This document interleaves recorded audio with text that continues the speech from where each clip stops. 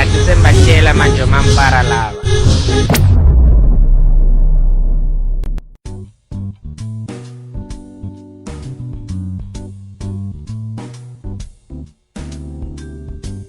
Eita, my name is Ntutu and welcome to Ntutu's Anti-Corruption Guide. The involvement of young people in anti-corruption initiatives has generally been minimal, yet 41% of Zimbabwean population is below 15 years of age. The future of the youth is greatly affected by corruption, starting with education. The end result is limited access to and poor quality of education, and the social acceptance of corruption through a corrupted education system. When Ndutawala mathematics, how did you get into nursing? Man, I've got good friends like Benjamin Franklin, you know. So what about assignments and tests? How do you write them? Look here, I'm a lecturer. And last year you were a temporary teacher. What subject were you teaching? I'm Shona. When is Shona ungasazi? Wawufundisa njani? Ngamfundisa ngesikhiwa ngithi translate. Secondly, we look at corruption in the health system. Without proper checks from regulators, public health funds can easily disappear. It's not only developing countries which suffer.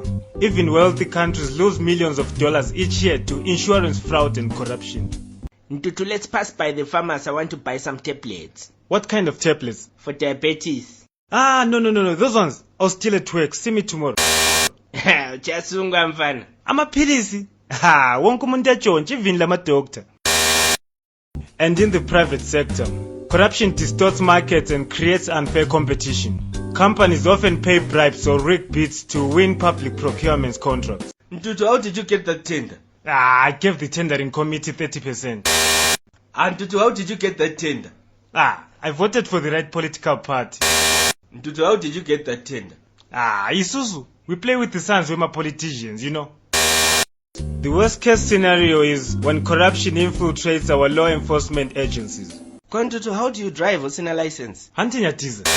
I spent 3 days queuing for my passport. When I got yours in 1 hour, how did you do it? Hunting yatiza. Ntutu, uyakhumbula ibhoyizilane ngayibophi sithengisa ama-pirated disc music yami? Sure, Leon. Ngibonile phela iphumile. Anti idlala amapolisa. And lastly, public projects. Millions of dollars are spent each year buying goods and services for public projects, from schools and hospitals to power plants and dams. This means big budgets and complex plans. It also means ideal opportunities for corruption. Congratulations, my team. We won the tender. The government is going to give us $1 million. 1 million? But we only needed 500,000. Don't worry. But one thing, guys, the accountant needs to write me a check for $250,000. What for?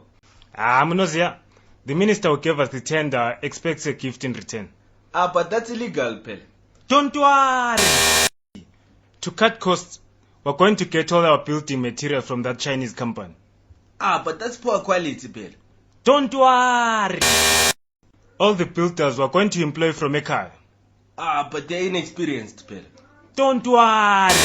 This message was brought to you by Transparency International Zimbabwe. And it's competition time. Transparency International Zimbabwe offers you an opportunity as a young person to have a say and win prizes at the same time.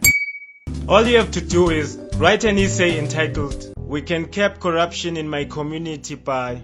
Your essay should consist of between 1,200 and 1,500 words and cover what type of corruption you would like to address and why, how you would like to address it and with whom, how would life in your community change afterwards.